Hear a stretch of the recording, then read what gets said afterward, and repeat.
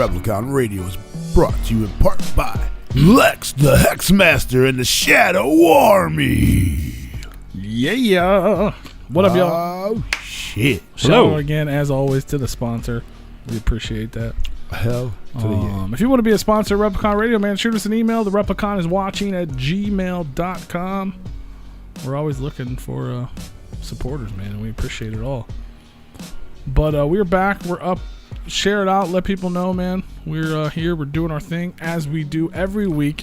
We bring the dopest guests, man. And it's not going to change this week. Rescheduled from just a couple weeks ago, but Probably he's here. One of the dopest people He's here tonight. We're just going to jump right into it. We're not going to waste anybody's time, man. Give it up for our special guest, Coleman Williams the Fourth. Yeah. What's up, man? How y'all doing? Good. How you doing, brother? Doing great, man. Hell yeah, man. Thank you so much for taking the time to hang out with us, man. Of course. Thank you for having me. And like I said, sorry about having to reschedule, man. A few weeks back, we had done a couple shows and I lost my voice. So I just wouldn't have been able to talk to you guys. Yeah. No, it's understandable.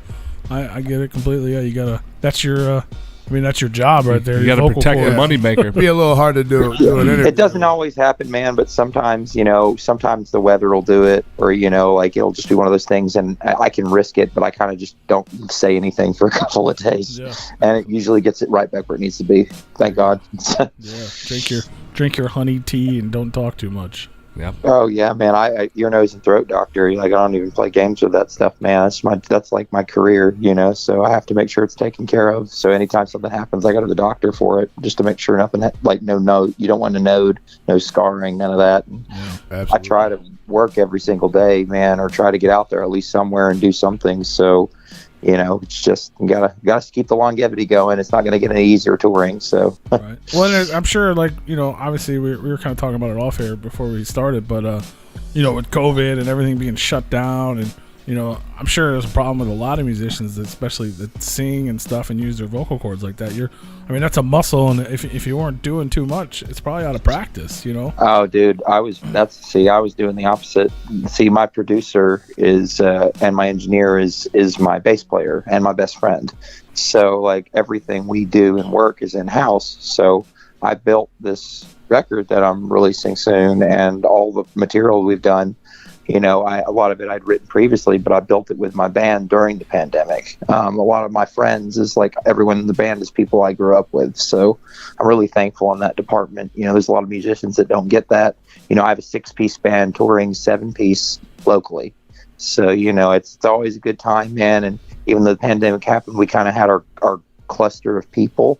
We were all already around each other. So that kind of really worked out. And we just used the opportunity, and a lot of my friends were in other bands as well as projects I've worked on. And, my friend who records our record, he's been doing this since the early 90s.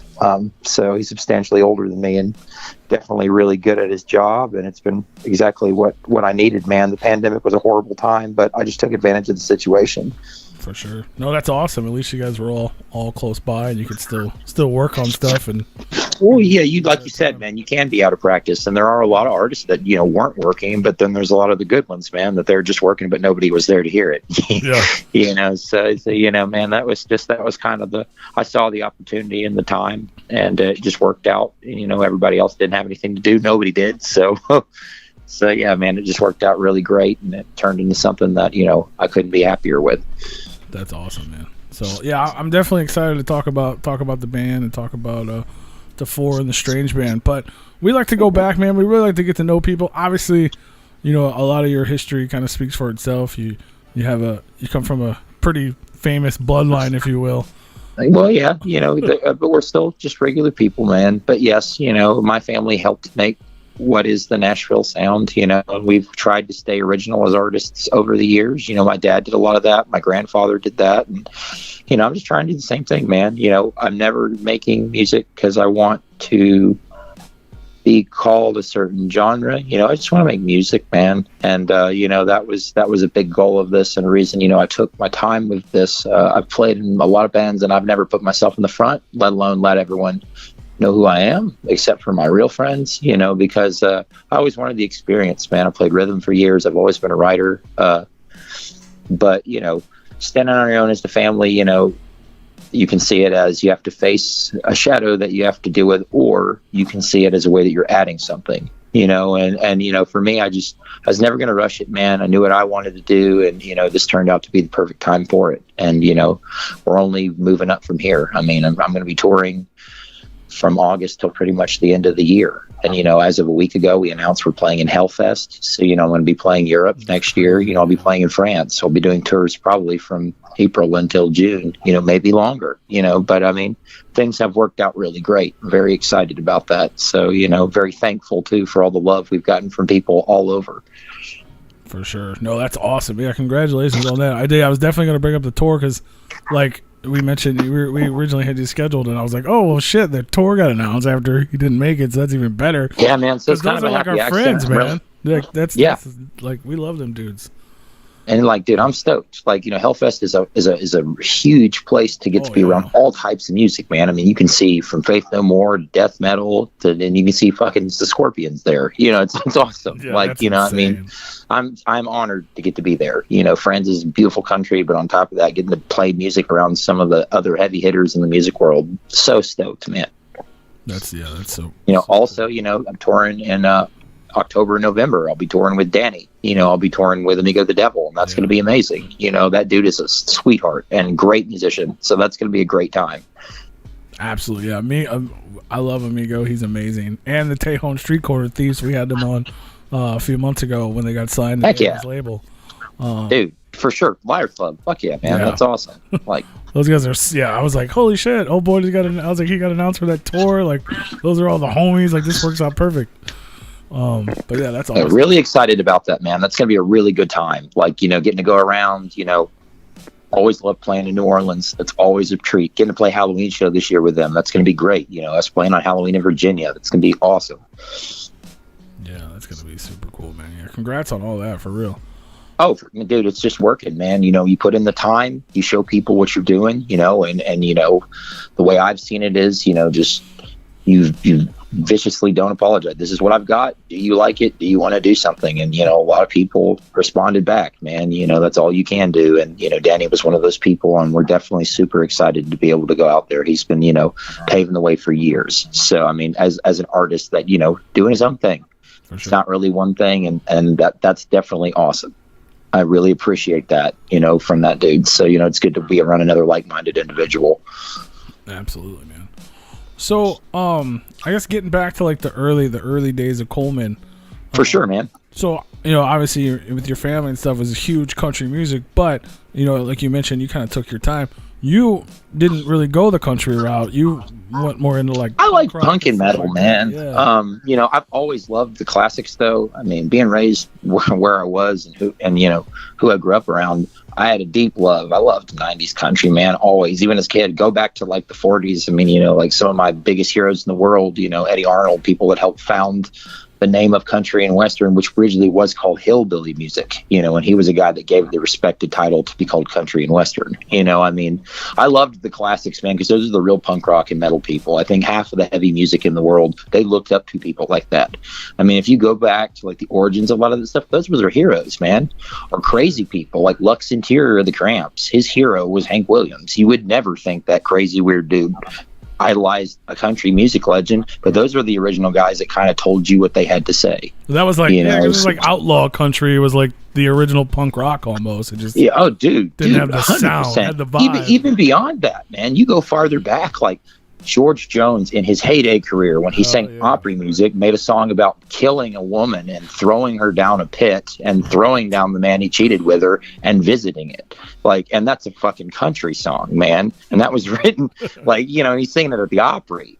You know, I mean, it's funny how you get scrutinized for alternative progressive music these days. Oh, it's violent or all this, and it's nothing different, man. You know, that paved the way for it all. And like I said, from there, I got into punk, man. I was really into like the DC scene. I really liked what Ian MacKaye did, you know, doing everything out of his own house. You can still go to Discord Records, you know, you can still visit that place and it's still pushing out music. And, you know, that guy never sold fucking t-shirts, you know, because he just had such a respect for the music and, you know, lost his band because of it, because they had to make money somehow. Yeah. But, you know, I mean, genius, still making music, you know, so that type of punk really meant a lot to me, man. And then, I got more into just heavier music like metal, progressive music. There was a lot of this house show scene here in Nashville. Like, that was the thing to do with the friends that I had when I was a teenager. We would go to metal shows, man, and like, a million of those bands, maybe 2 are still around, but there are ones that are around, like Yautja. Yautja is an amazing band. They're on Relapse Records. That band is from around here, and I've seen that band play as different people literally over 10 years ago. I've always had that respect for metal because I see it with country as not a very different genre, really, per se. They're both having the same message. It's unapologetic about what it's saying. Just these days, a lot of country music, they kind of tend on to stay on certain subjects. But that was the old thing with it, For sure. So you mentioned that, like, obviously the content of those songs, like the lyrical content, like the message more so than the music, because obviously that's really the difference there is, well, see, the country sound and the punk sound, but like when you just break it down to words on a piece of paper, they're very similar, which is kind of, isn't that kind of like what you ended up going to school for things like that? Like that's kind of so man, I worked in the English field, and I straight up went to college at first just to become a better songwriter, but I just really enjoyed it. I love to read. That's just something very important to me. I still try to read at least a book a month if I can, if not more. That's just good. Keep your brain sharp. It's always good to learn something new, especially these days with technology. It's easier to read than it's ever been. But yeah, man, lyrical wordplay I think is great. But there's some lyrical word artists that their message comes off a little weird, but if you listen to what they're saying, it'll change your life. Tom Waits is a great example. One of my favorite musicians in the whole world. And a lot of people try to scrutinize his voice. Guy's a genius. Guy's one of the best piano players out there. Has been working in the business since the late 60s, which is crazy. And he was been in movies, and that's one example. So yeah, I really love a lyrical artist. And country and punk, there are some punk artists where it's just a couple of words, but then there are other artists in punk that are not like that at all. Lungfish is a great example. That dude is actually released poetry books. Huge inspiration for me. And so dude's a genius. Has an English degree. People I work with in the country field, Willie Carlisle, he used to be a community college English teacher. We're out there.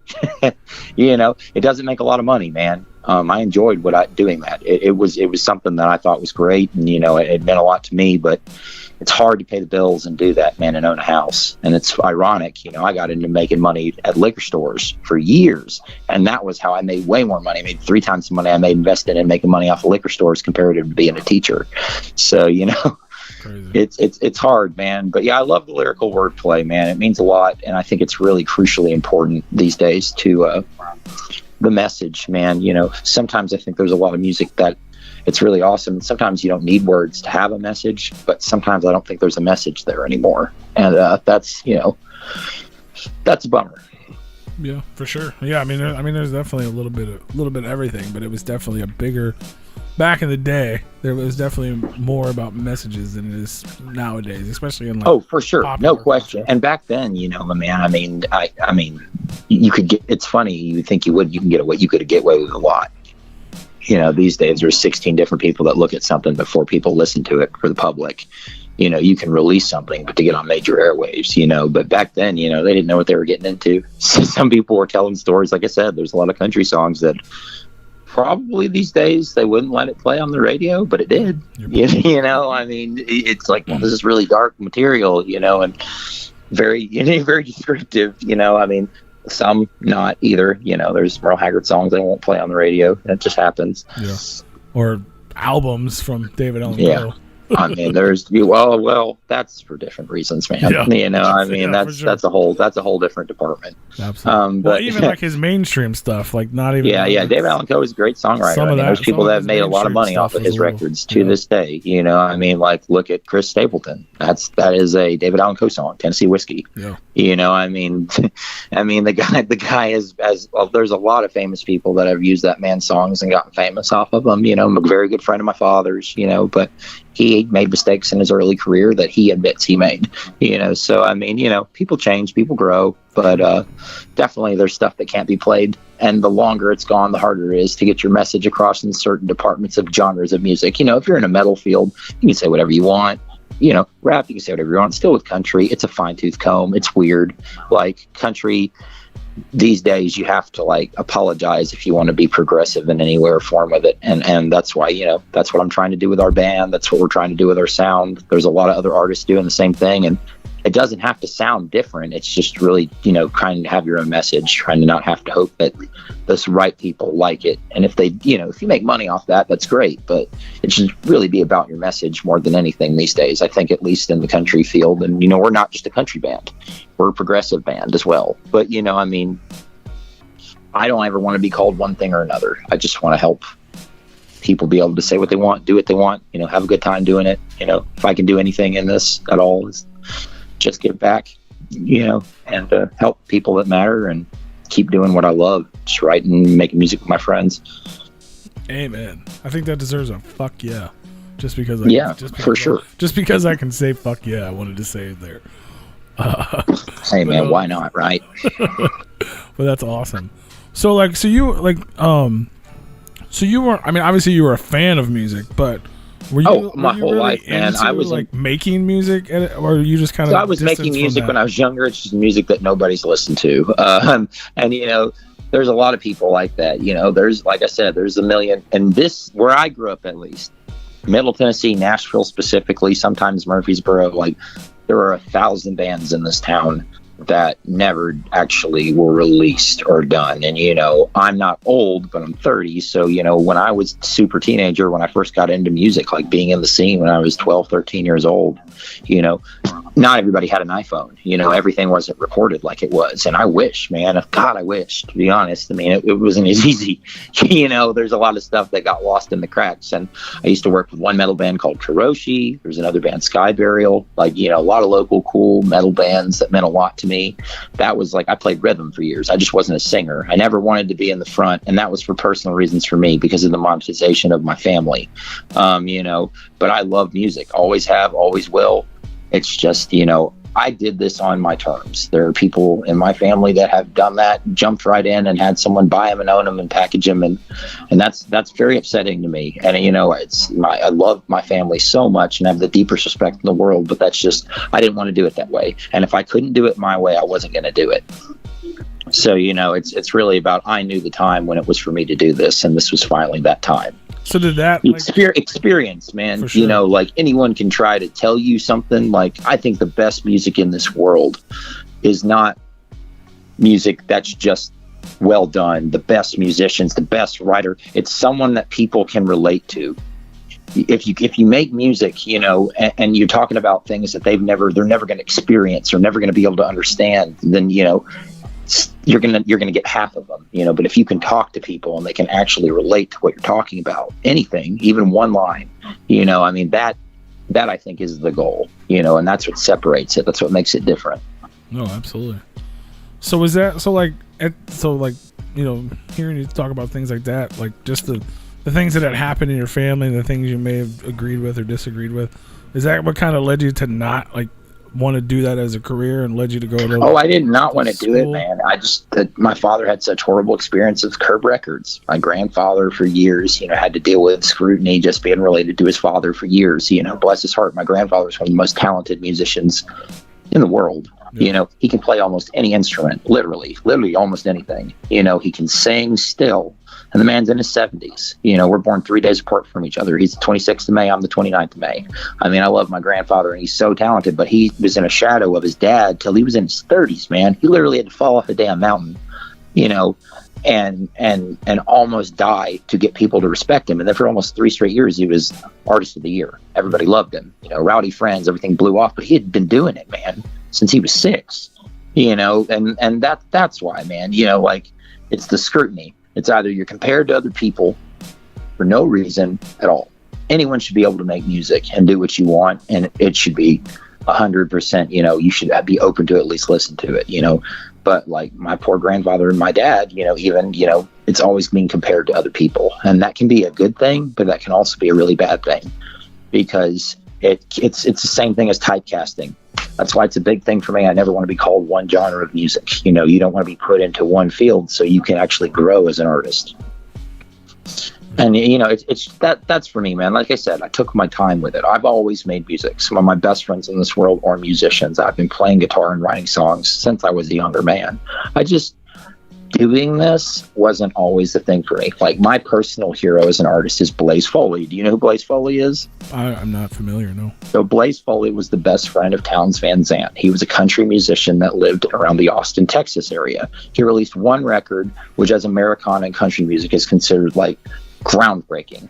Merle Haggard bought one of his songs. He only really ever released one record, but If I Can Only Fly, the Merle Haggard song, that is not his song. Clay Pigeons by John Prine is not by John Prine. It's by Blaze Foley.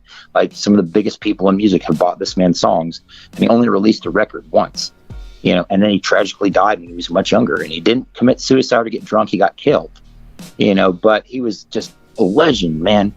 And the quality of everything he did was so great, but his friends had to drag and force him to make it. Like, he never wanted to actually do that. He just wanted to make the music, man. No. And and that I think that's how you get the purest, best stuff. Personally, why I think people respond so strongly to my work is I don't try to just make songs where it's like, okay, I'm going to sit here and I'm going to make 20 songs. Like, no, man, I want everything that I release to be like the best thing I could ever make.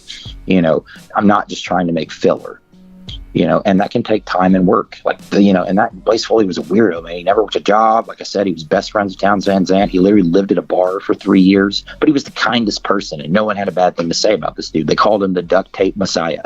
He literally met probably every country hero there was, and then died. And he released one record, and he was about to be famous and died. But big inspiration to me because he didn't just do that.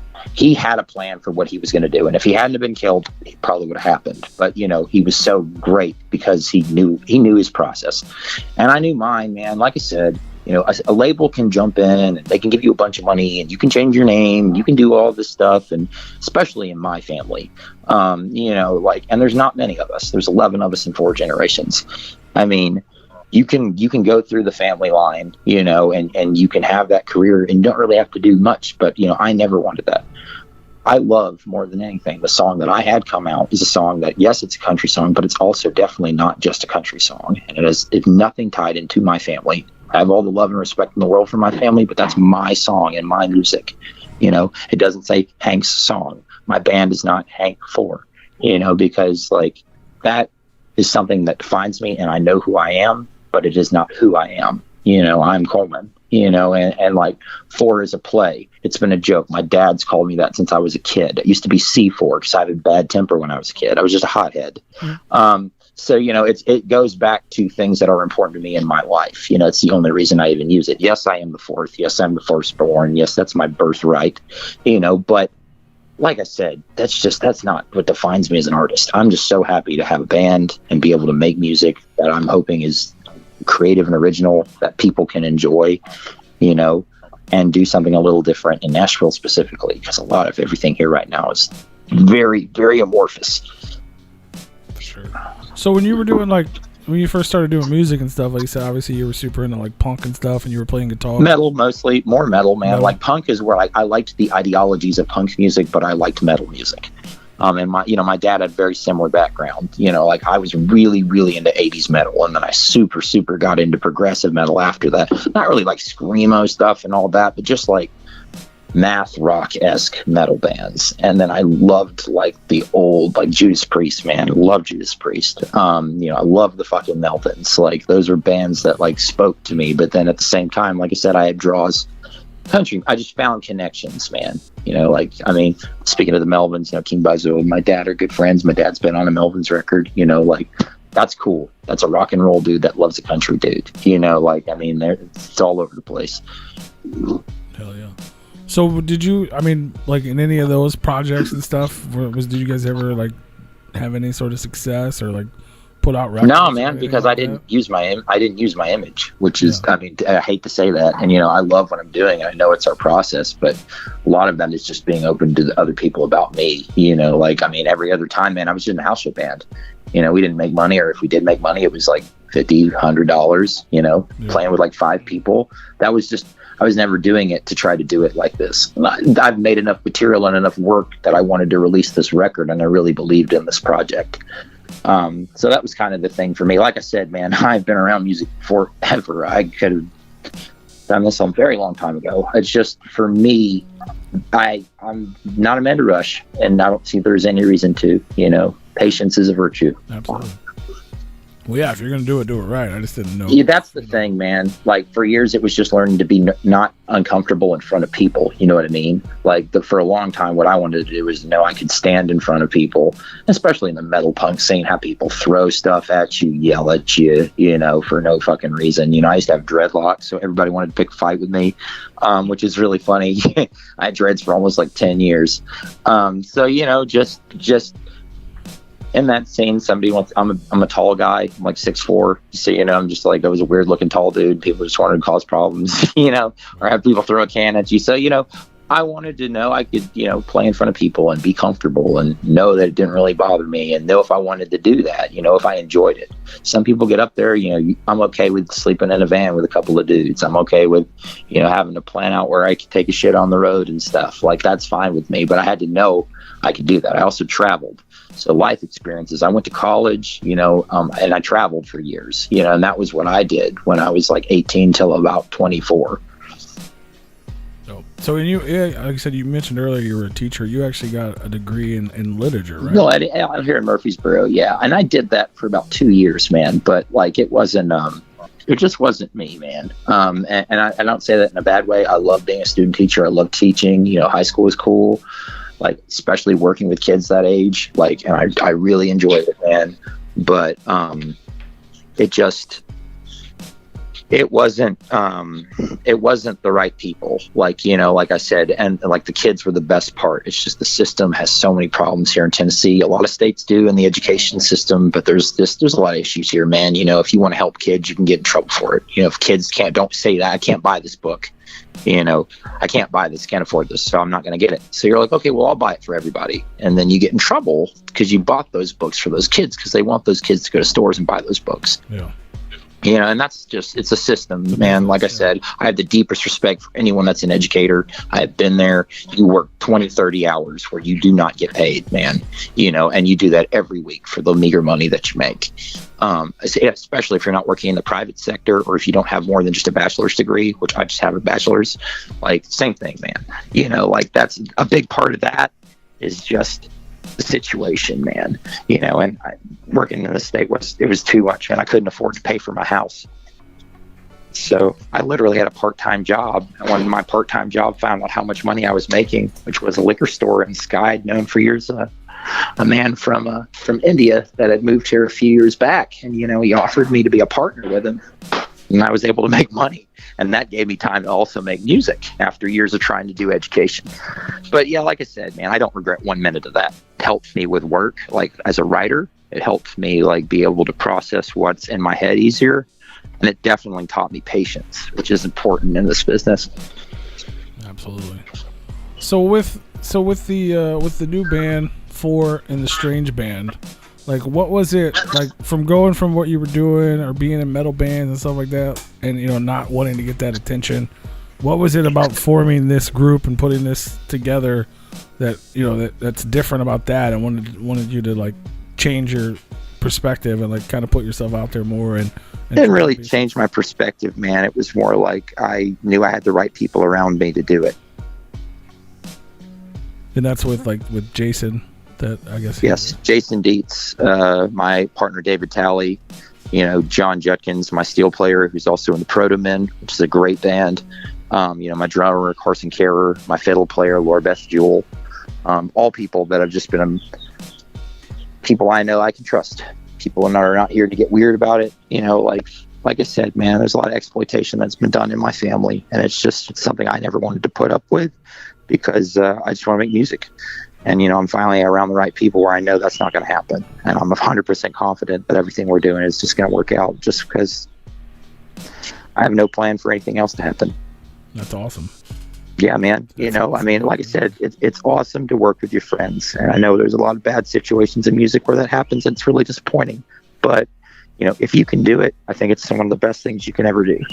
Is if you can make music with your friends. I've made music with people that I don't know. I've done that. And it's not a bad thing either. That's also fun. There's a whole world for that. That's what jamming is. I'm from Nashville, the Nashville number system. There's people that literally that's all they do. They don't ever write music. They just go and play music with other people and collaboratively play stuff, and they're paid to do that. Yes, that's what a session player is. That's half the careers here. If you're a real musician, if you're not on television or in a magazine. No, for sure. Yeah, and they got what people go there to try to jam with some of those people and like some. Well, yeah, because you want to be able to play with people that have played on these big records, and that's awesome, man. Really great people too. That's Chet Atkins, man. That's what he did for years. He just churned out records. Anybody that had the money. Crazy. So with this, I was the single "Son of Sin" off. Yeah. Is that like officially like the first like released music like from you and the band? Yes, that's the first thing released from me and the band. If you look at our YouTube or our social media pages, we have about 6 of our original songs released, and we also have done covers or I've turned like other genre songs into like bluegrass or country songs, which is fun. But yeah, we have stuff on our YouTube and our social media pages, like other material. We are in the process of releasing our record. Okay. Yeah, I know you guys are working on that. I just didn't know if there was like anything previous to Son of Sin, if you ever put out. Not for Four in the Strange Band. Four in the Strange Band is a project that, like I said, was partially worked on for years and got serious back last year in the summer. Okay. So we couldn't play shows, sadly. And everything else would just be like demos. We're too early in our career to release a bunch of demo tapes. We're just going to work on releasing our record in the next few months. Awesome. But you yourself, like as a solo artist, released music prior to this? No. Never. I've never released music as a solo artist. This is my first release ever as a solo artist. Okay. That's what I thought. So I just wanted to make sure I wasn't missing something. That's what I thought. No, you're not, man. Not at all. Sure. No, this is my first release as a solo artist. Okay. So we're gonna play the song later, obviously, but the Son of Sin song. But what can, like, with the punk rock influences, the metal influences, the country, like obviously you get a little taste of some of that on this track, but like from the record itself, like what can people expect from this project? Like both worlds, man. Like I have songs on this that are like traditional country songs. And then I have songs that are either more so or similar in the level of Son of Sin, using like 100-watt amps and heavy tones. That's great. So just a little bit of everything. I know they said well, kind of half and half, I'd say, is a good way to say it, man. I'm still a country artist, man. My heroes are country heroes. Always have been, always will be.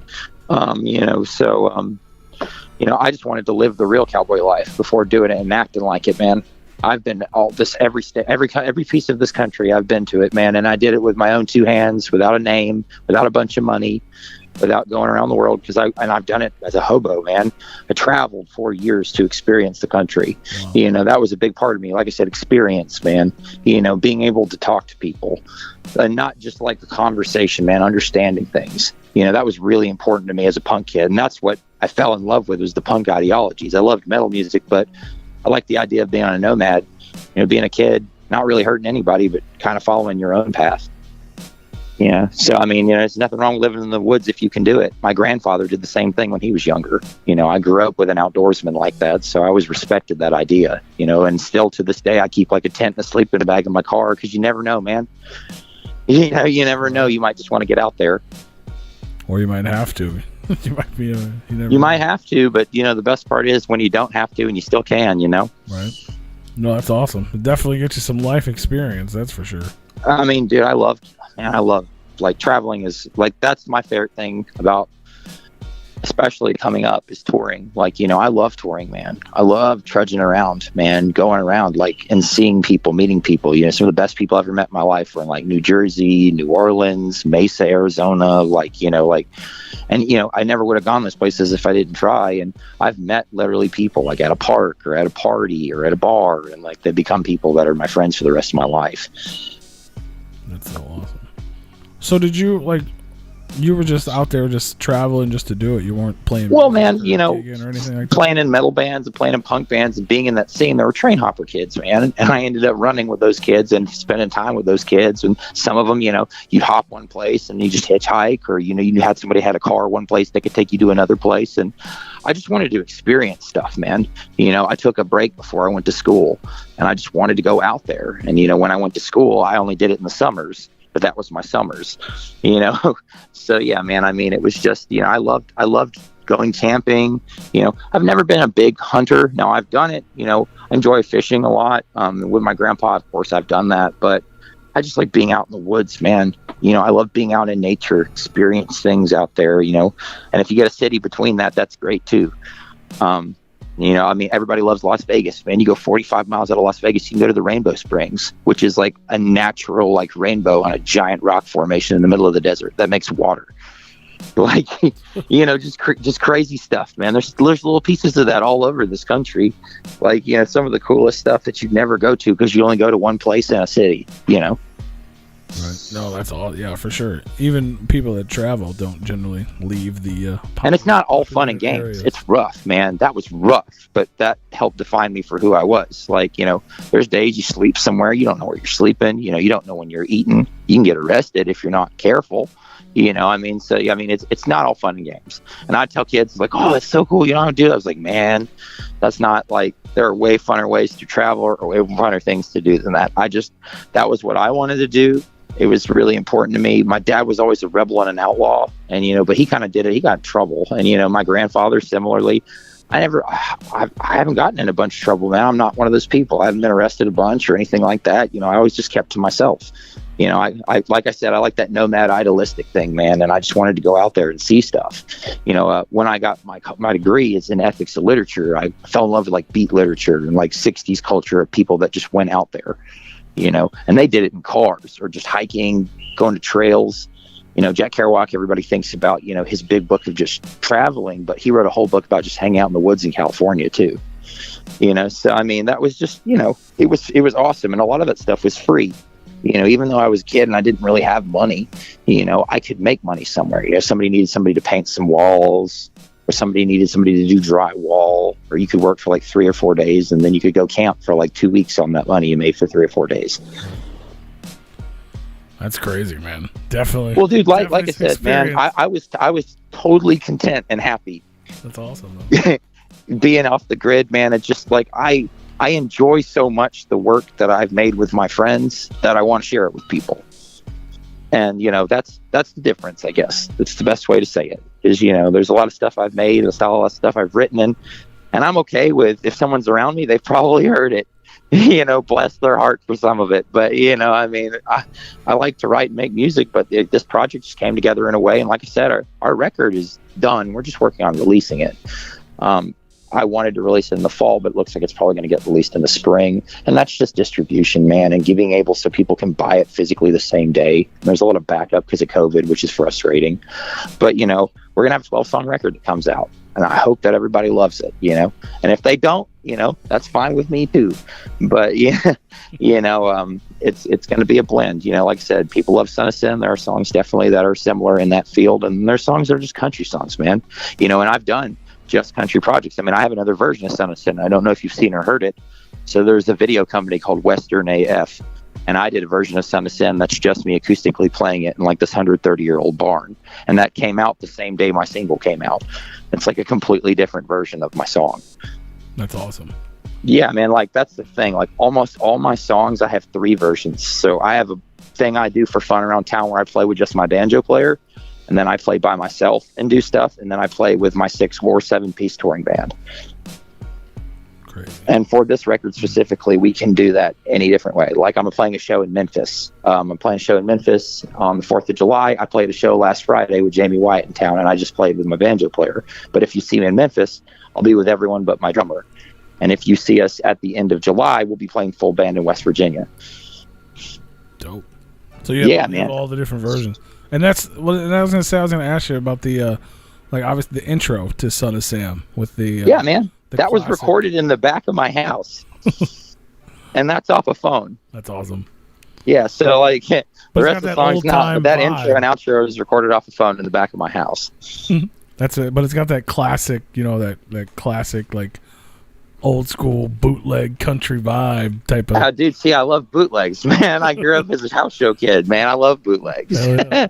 Yeah, man. Like I love some of my best friends. The coolest stuff that they ever give me is like USBs of bootleg shows, where there's just like hundreds of them. Man, I'm all about that. Like just going to shows and experiencing shows has always been like crucial for me. And like, yeah, I like that sound, man. I wanted Son of Sin to come off like that. I wanted like there to be like super in your face explosive point right after, but it starts out just sounded like something you found. Some of my favorite music was like that. Things I found. I was like, oh, this is crazy, and sometimes it was simple cowboy stuff like that. That's awesome. Yeah, shows are definitely my happy place as well, and I don't even make music. It's just my favorite place to be. Dude, of course, sure. Man. That was the best thing about house shows when I was a kid. You didn't have to pay for them, man.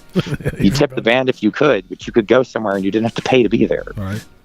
Like, and you could be around maybe a few people you knew, and, maybe a few people you wanted to know that you could know. Hell yeah.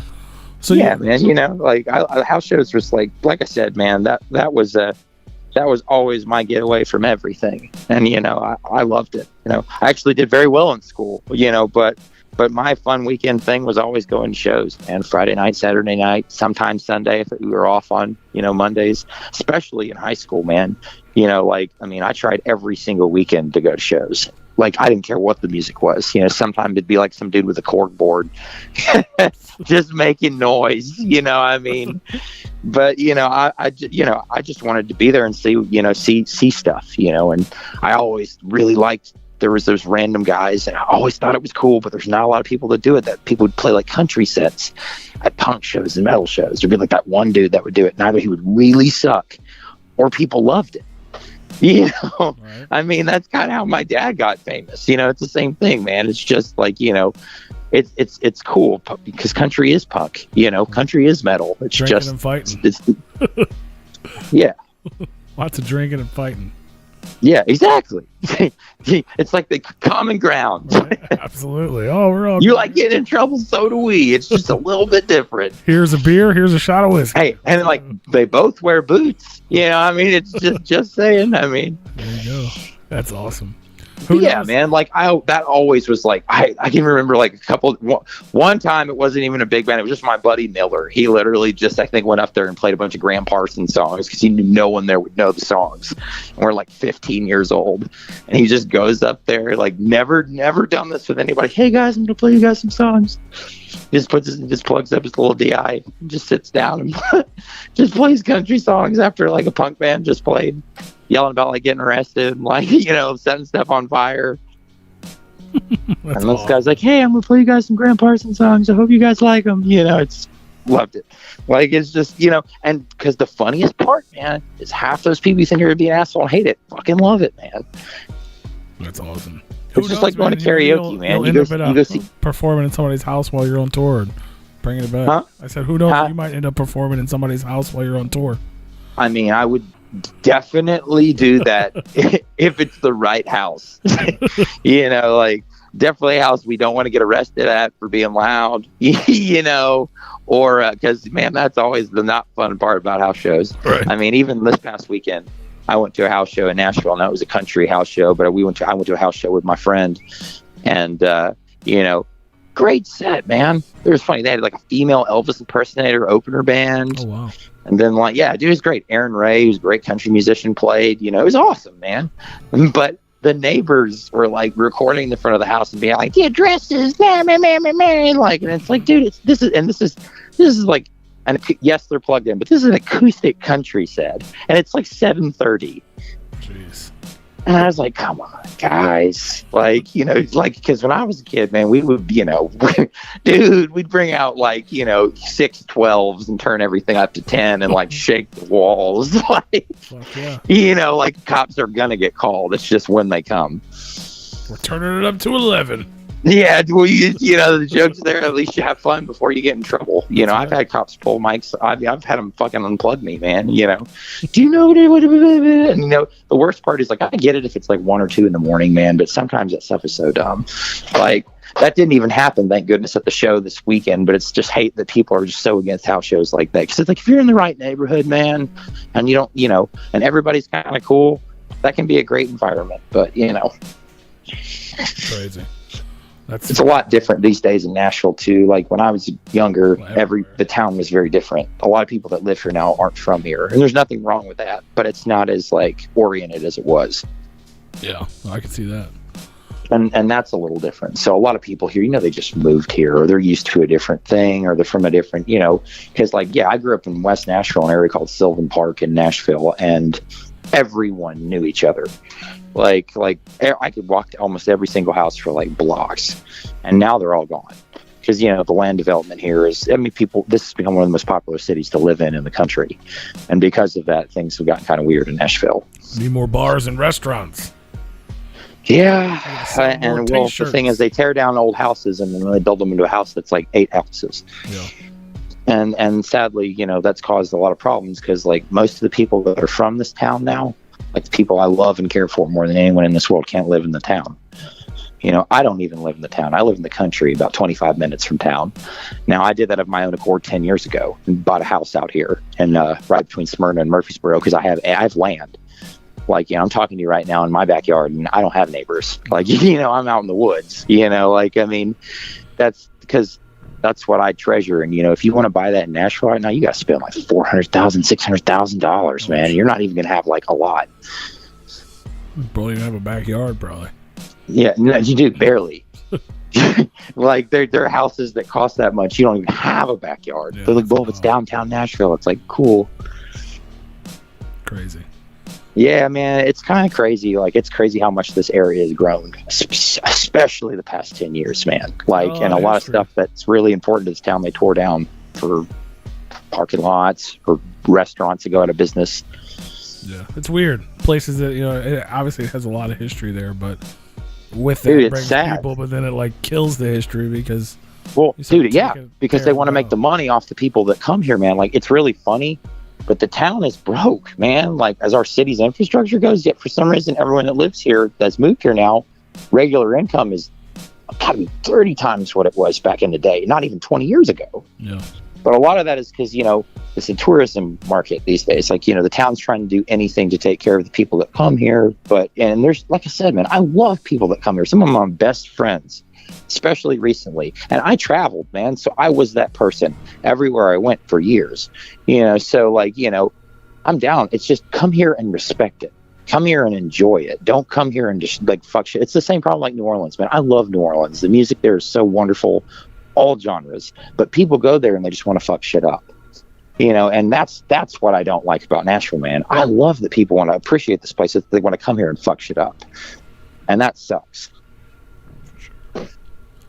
I mean, that's part of what Son of Sin's about. The whole last stanza of the song is me talking about Broadway. Broadway is a street in downtown Nashville. Okay. I went to Broadway to change my mind because it's like, it's me trying to convince myself I still like it down there. I don't go downtown, man, at all. Like, you know, I mean, because that's not where real music is these days. It hasn't been for a long time. You still have the Ryman, thank God, but past that, there's not a lot going on down there. Right. Yeah, that's hopefully that doesn't go anywhere. Oh, it won't. There's too much money in it. Yeah, for sure. Yeah, I wanted to go there. Jelly Roll just did has a sold out show there, which is awesome. Oh, cool. Yeah, it's a legendary place, man.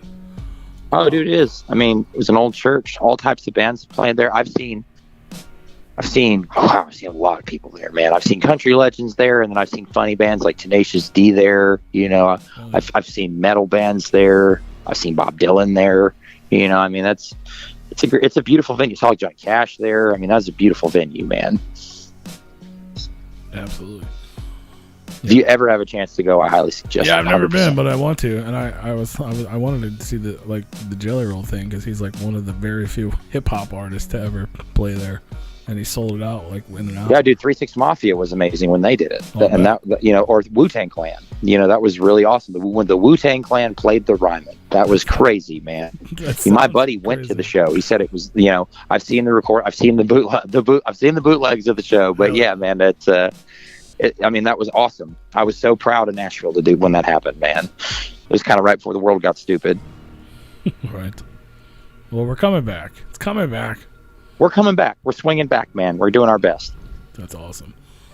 So you kind of getting back to like the project. You kind of touched on it earlier with how you said you write, you know, you have different versions of the song. I know in a past interview, Jason had said essentially, I guess he was quoted, "Four writes folk songs, and then it's up to the band to kind of keep that essence and add the drums and the amps and the bass and the fiddles."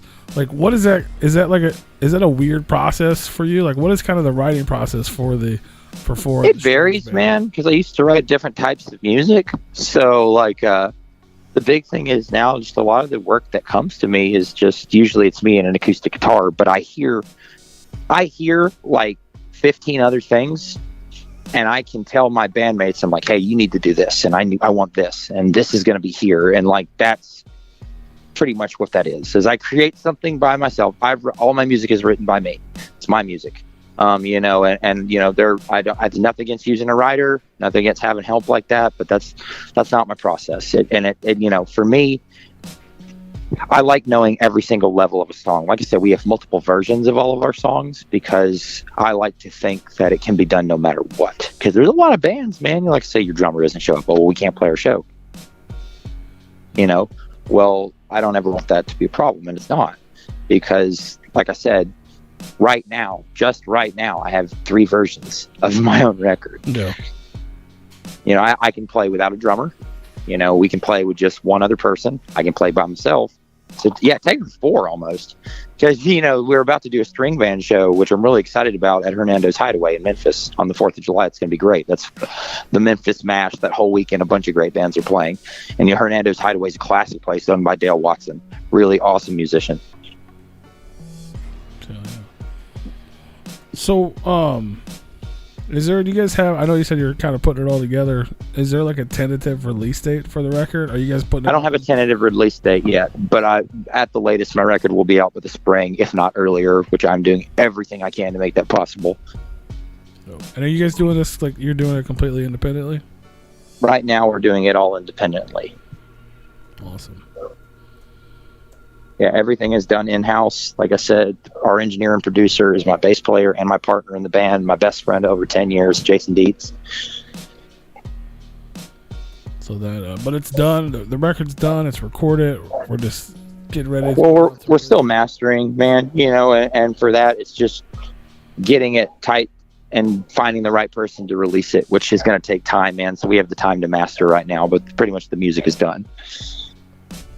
And the can is in there, so you know we have pretty much all our initial work. It's just making sure it's tight enough, and that's the luxury of you can instantly release something, man, but I want to make sure it's perfect, as perfect as I can make it. Absolutely. Just like you said before, if you're going to do it, you might as well do it the right way. Yeah, man. You know, you just gotta, you know, I'm very thorough. I always have been. And, you know, I am fortunate. I was very disappointed at first. I was going to work with one label who I will not mention who it was, but I was going to work with one label and I was hoping for an earlier release date. And sadly, some things fell apart with it. But, you know, there are other people on the horizon. And, you know, I just want to know that anyone, anywhere, no matter where you are, you can go out and buy it if you want to. Hell yeah. So can we expect, so before the release, like obviously you're talking about like spring or so, can we expect any more singles to drop or maybe any visuals from the record?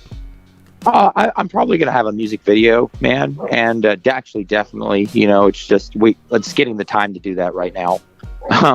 That's been one thing, because like I said, we're in the process of trying to get our record out there because you're finally finished with it.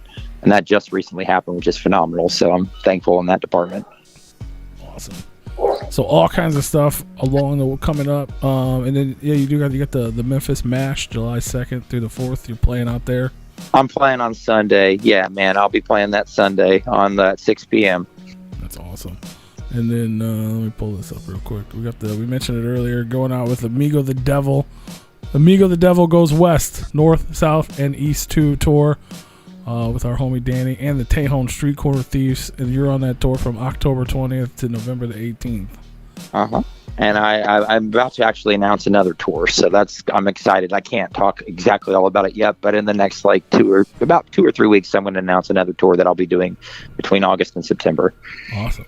Sweet. So you don't have to wait. There you go. Yeah, you don't have to wait, man. You give me a little time, and I'll be even closer to going out there. I'm pumped. You guys are actually coming. We're in St. Louis, so you guys are actually coming here with Amigo. And wonderful. Yeah, man. I'm excited.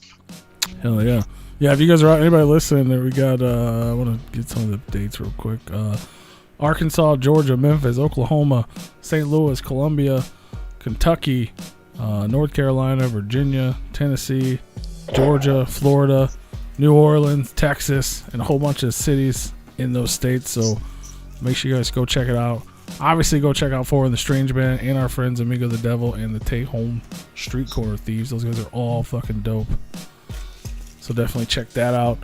And you got merch and all kinds of stuff available too. Oh yeah, man. I've got a Shopify. Like I said, we have merch. Actually, yeah, we have shirts and hats, bandanas, man. It helps keep the band fed. I like having a big band, which is, that's my own choice, but it's taking care of the boys.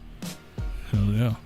And all my art is done by local artists. Colin Hill, unbelievably talented artist, did my clown artwork. Everything that comes out that we're released, like I said, I work with friends. I've always grown up around visual and or creative musical artists, and that is definitely my biggest thing. I'm excited that I get to do too. Making music is like using my friends' artwork, which is, I love that, man. Being able to help my friends get their stuff out there. Fuck yeah, yeah, definitely. If you guys haven't, we're gonna play the song, but obviously the cover for the single and stuff is that I guess the clown image or whatever. But all the juggalos tuned in. You guys like clowns, so you guys can go support Coleman's merchandise and get you a clown shirt. It's funny. I actually love clowns. That's why the cover is a clown, which is funny. I'm a big fan of circus culture. I've always thought it's really, really interesting. And like P.T. Barnum said, the clown's the heart of the circus. I was never a big juggalo, but I definitely I respect what originally the Inner City Posse.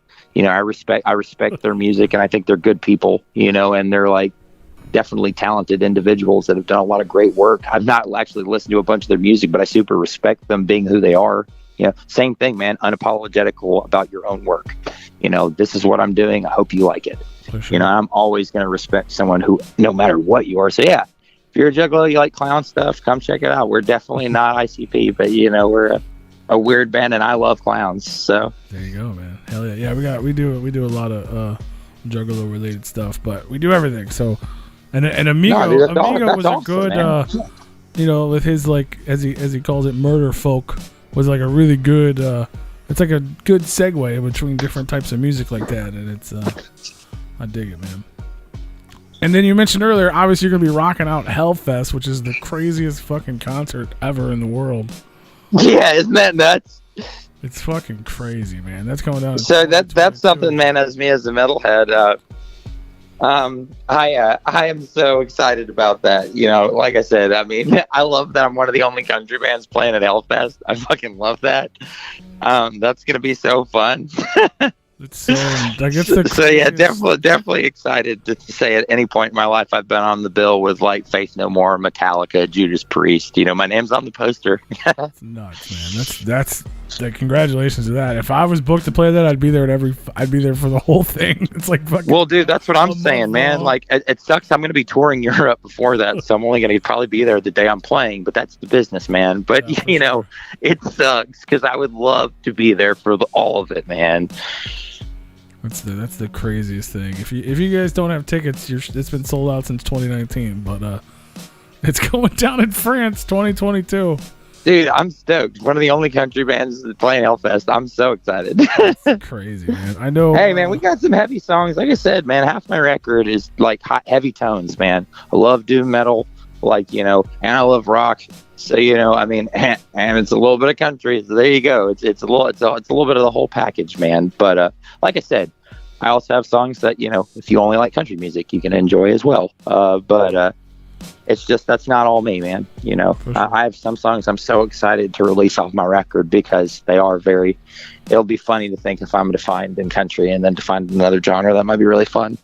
Hell yeah. Just put out a punk rock record next. Yeah, man, you know, maybe one day. Right. I was going to ask you, like, obviously that's, you know, the punk and the metal was something you were super influenced by. Now that you're, you know, I guess more comfortable or more okay with being a lot of it is I really love country music, man. That's as the music that I make as my own person. I think the best music I make is country music. You know, like I love all that punk and metal as writing goes, man. That doesn't come to me like country music does, and that's a weird thing. Just as a writer, as my process and like what I'm doing, that's what comes to me, man. You know, sure. You don't really get to pick what your skill is sometimes, and that's always kind of been that way for me, which was also frustrating for me. Like, you know, the types of music I was younger, I always used to write country songs, and I never wrote very good metal and punk songs. But maybe one day, man, you know, like I said, maybe I'll be able to make a great punk record. There you go. You know, you find the right people, they'll just take those lyrics and then transfer them into punk styles, or you can just do remixes. Dude, see, the best part about I can play the punk pieces. That's easy. Writing the music isn't the hard part, man. It's like the lyrical stuff, because I'm really, for that you have to have a really certain kick, man, and I have like I said, I have such a deep respect for the guys that do, man. You know, there are some really genius writers that are out there in the punk. I mean, Jello Biafra, the Dead Kennedys, that guy is a genius. You know, I mean, Alternative Tentacles, his label, you know, what a great label, you know, that's made a bunch of weird music, and not all successful, but it's definitely, you know, all of it's people that just wouldn't have gotten a chance at almost anywhere else. For sure. Crazy, man. Well, I can't wait to hear the record, man. I can't wait to hear what's coming from 4 and the Strange Band. I do have one more question for you. If anybody tuned in live right now has any questions, you got like a minute to ask them, and we'll try to get them out there. But we asked all of our guests the same shit just because we're completely unoriginal, but we like it and it's fun. So essentially, you got 3 records, man, that either like inspire you as a songwriter, maybe something you grew up listening to, or something. Maybe it's the record you put on when you're sad and you're in your car crying, or you punch the wall when you're mad. Whatever it is, just 3 records you could not live without. What would they be? That's a really good question, man. I'd say Blaze Foley's Sitting by the Road. You know, I mentioned him, his country record, definitely 100%. As one, I would definitely say 13 Songs by Fugazi. That would definitely be the second one. As a third record, man, that's so hard. That's a great question, though. Damn. I guess if I had to pick one, man, that really is a good question. Good Luck and Goodspeed. Really loved that record. By Weed Eater. Okay, awesome. I have to check that one out. But that's a good one, man. That's a record that has country and it's also metal. That's a great band. Weed Eater is super heavy. The head of that band's a guy named Dixie Dave. Dude is a legend. So talented. But he has songs that have like just a banjo, and he's got this super weird deep voice, and then he has songs that are like straight metal songs. But yeah, Weed Eater, man, they're awesome. That's a really cool, weird southern metal country thing. That sounds right up the Strange Band alley, man. See, you put all that shit. It is, man. That is definitely, like I said, those are my records. You know, I'd have God Luck and Goodspeed, man. Fugazi, have a punk record, and then, you know, have a country record. And that's all I need. I'm fine there. There you go. That's perfect. See, that's why we do it. You put that shit. People always have struggles with it, but then it ends up, you put that shit in a fucking blender, you pour it out, and you got little Coleman Williams. You know what I'm saying? Like, hey, there you go, man. There it is, man. You get a taste for it right there. Hell yeah, man. Well, I'm pumped for the record. Let everybody know where can they follow you? Where can they pick up merch? You can follow us on Instagram. You can follow us on Facebook, Spotify, iTunes, Amazon Music. You know, we're on all those formats, man. You know, and as soon as anything comes out, our social media page, especially like my Instagram, that's what I use mostly. You know, or our Bandcamp. You know, you can always check on our newest material on there. And, you know, it's 4IV and the Strange Band, like the Roman numeral 4. There you go. Yeah, definitely check it out. Yeah, Ivy and the Strange Band. You can pick it up. Ivy and the Strange Band at my Shopify. Pick up some merch. And then your Instagram is IV son of. It's 4 son of 3. right? Yeah, 4 son of 3. Yeah, like 4 because my son of dad 3. goes by 3 bars. Yeah. And the name comes because my father, they gave me that name. So yeah, that's kind of because like originally, like I said, it was C4. It wasn't just 4. C4 is a dope name too, by the way. My name's Coleman, so you know, Yeah. like that's the thing. I'm not Hank. My name's Coleman. Like so that's but that was the joke. I'm C4. But yeah, 4 is just quicker, faster. Wata, there you go. But yeah, I have C4 tattooed on my thumbs, so I'm always C4. Yeah. Hell yeah! If you ever decide to put a hip hop record out, you could definitely be C4. That's funny. I had a buddy that always used to joke and say if I did that, it would be Hank Trilliums. There you go. Hell yeah. Yes. Hank Trillium. There you go. Hank Trilliums. Hell yeah, man. That's the shit. Well, I'm looking forward to the record, man. Hopefully everybody, people that didn't know who you were, find out about it. I'm excited. Hopefully we'll see you out there on the road. Yeah, man. Come out to the show, especially in St. Louis. Come see us. Yeah, for sure. Well, I want to officially welcome you, man, to the Replicon Radio family. You're always welcome here, man. Anytime you got something going on, just let us know. Obviously, you got a tour announcement coming soon. We got an album announcement coming soon. So we'll do our best to get the word out, man. You're always welcome. Yeah, man. Any last words, any shout outs or anything before we play the I just want to say thank you to my band. You know who you are. I want to say thank you to everyone that supports our music. Like anyone out there, thank you for giving us a shot. Thank you for believing in us. And I couldn't be more lucky to have that many people out there that do. Hell yeah, man. That's awesome. Coleman Williams, the 4 and the Strange Band. The single's out right now. Son of Sin. We're gonna play it. And we're going to play some other stuff, and then we will be back after the break. Much love, brother. We appreciate you hanging out with us, man.